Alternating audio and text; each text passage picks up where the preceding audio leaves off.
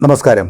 ജമ്മു കാശ്മീരിലെ സുരക്ഷാ സാഹചര്യങ്ങളെക്കുറിച്ച് നിർണായകമായ ഒരു റിപ്പോർട്ടാണ് ഇപ്പോൾ പുറത്തുവരുന്നത്. പതിറ്റാണ്ടുകളായി അതിർത്തിക്കപ്പുറത്തു നിന്ന് ഇന്ത്യക്കെതിരെ ഭീകരവാദത്തെ പ്രോത്സാഹിപ്പിക്കുന്ന പാകിസ്ഥാന്റെ ISI ഇപ്പോൾ തങ്ങളുടെ തന്ത്രങ്ങൾ മാറ്റിയിരിക്കുകയാണ്. തോക്കുകൾക്ക് പകരം ജനാധിപത്യ പ്രക്രിയയുടെ ഭാഗമായി തന്നെ കാശ്മീരിൻ്റെ രാഷ്ട്രീയ അന്തരീക്ഷത്തെ അട്ടിമറിക്കാൻ അവർ ശ്രമിക്കുന്നുവെന്നാണ് സുരക്ഷാ ഏജൻസികൾ നൽകുന്ന മുന്നറിയിപ്പ്. ആരാണ് ഈ ഓവർഗ്രൗണ്ട് വർക്കർമാർ അഥവാ OGWകൾ? അവർ എങ്ങനെയാണ് മുഖ്യധാര രാഷ്ട്രീയത്തിലേക്ക് നുഴഞ്ഞു കയറുന്നത്? ആദ്യം എന്താണ് OGW എന്ന് നമുക്ക് നോക്കാം. സുരക്ഷാ ഏജൻസികളുടെ ഭാഷയിൽ ഭീകരവാദികൾക്ക് ഒളിവ് സൗകര്യങ്ങൾ, സാമ്പത്തിക സഹായം, ഗതാഗത സൗകര്യങ്ങൾ കൂടാതെ സുരക്ഷാ ഉദ്യോഗസ്ഥരുടെ നീക്കങ്ങളെക്കുറിച്ചുള്ള രഹസ്യ വിവരങ്ങൾ എന്നിവ കൈമാറുന്ന സാധാരണക്കാരുടെ വേഷത്തിലുള്ള ആളുകളെയാണ് ഓവർഗ്രൗണ്ട് വർക്കർമാർ എന്ന് വിളിക്കുന്നത്. ഇവർ സജീവമായ ഭീകരവാദികളല്ല, പക്ഷേ ഭീകരവാദത്തിൻ്റെ അടിത്തറ ഇവർ തന്നെയാണ്. എന്നാൽ ഇപ്പോൾ ഈ OGWകൾ പുതിയൊരു റോളിലേക്ക് മാറിയിരിക്കുകയാണ് എന്നാണ് റിപ്പോർട്ടുകൾ.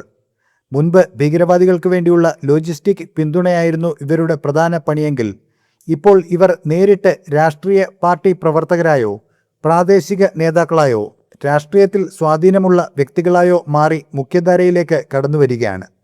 ISIയുടെ നേരിട്ടുള്ള നിർദ്ദേശപ്രകാരമാണ് ഈ നീക്കം നടക്കുന്നത് എന്നാണ് റിപ്പോർട്ടുകൾ.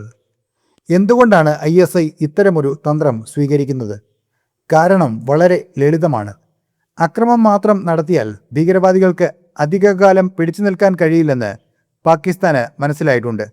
എന്നാൽ രാഷ്ട്രീയത്തിൽ സ്വാധീനം ചെലുത്താൻ കഴിഞ്ഞാൽ ഭരണകൂടത്തിൻ്റെ നയങ്ങളെ സ്വാധീനിക്കാനും കശ്മീരിൽ ഇന്ത്യ വിരുദ്ധ വികാരം ആളിക്കത്തിക്കാനും തങ്ങളുടെ അജണ്ടകൾ ജനാധിപത്യത്തിൻ്റെ മറവിൽ നടപ്പിലാക്കാനും അവർക്ക് സാധിക്കും.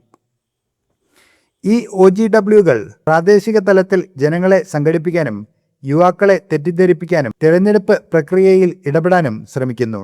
സാധാരണ വോട്ടർമാരുടെ ഇടയിൽ നുഴഞ്ഞുകയറി വിഘടനവാദ ചിന്താഗതികൾ മെല്ലെ രാഷ്ട്രീയ പാർട്ടികളുടെ നയങ്ങളിൽ ഉൾപ്പെടുത്താനാണ് ഇവരുടെ ശ്രമം.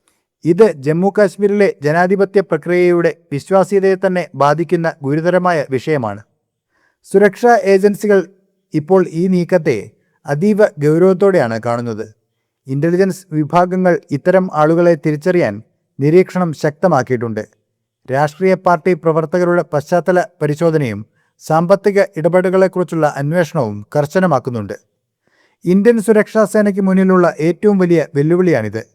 ഒരാൾ രാഷ്ട്രീയക്കാരനാണോ അതോ ഭീകരവാദത്തിൻ്റെ കണ്ണിയാണോ എന്ന് തിരിച്ചറിയുക വലിയൊരു കടമ്പയാണ്. എന്നിരുന്നാലും ജമ്മു കാശ്മീരിലെ സമാധാന അന്തരീക്ഷം തകർക്കാനുള്ള ഏത് നീക്കത്തെയും തടയാൻ ഇന്ത്യൻ സുരക്ഷാ ഏജൻസികൾ പ്രതിജ്ഞാബദ്ധമാണ്. വരും ദിവസങ്ങളിൽ ജമ്മു കാശ്മീരിലെ രാഷ്ട്രീയ മണ്ഡലത്തിൽ കൂടുതൽ കർശനമായ നിരീക്ഷണം ഉണ്ടാകുമെന്ന് തന്നെയാണ് ഔദ്യോഗിക വൃത്തങ്ങൾ നൽകുന്ന സൂചന. അപ്പോൾ മറ്റൊരു വാർത്തയുമായി വീണ്ടും കാണാം. നന്ദി.